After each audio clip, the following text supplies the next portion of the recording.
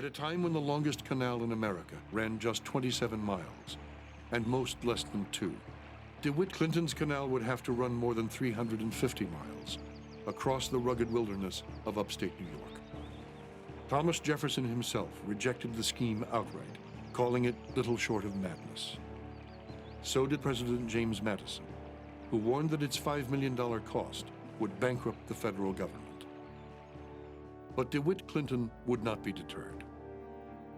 The Great Erie Canal, he declared, would make New York one of the most splendid commercial cities on the face of the earth.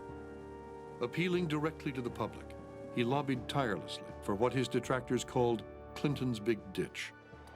Clinton himself devised an ingenious scheme to pay for it all, using public funds to attract private investors, and showing once and for all how great public works could be built in a democracy.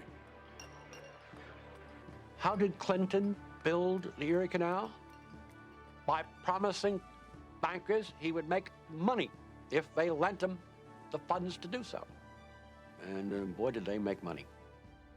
In 1817, the state of New York issued bonds to build this waterway across upstate New York, connecting essentially the Hudson River at Albany with the Great Lakes at Buffalo.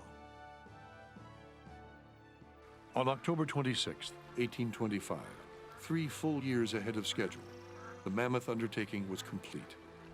It had also worked nothing less than an economic miracle. It had once cost more to ship a ton of goods 30 miles inland than all the way to England, and taken more than 3 weeks to move a ton of wheat from Buffalo to New York.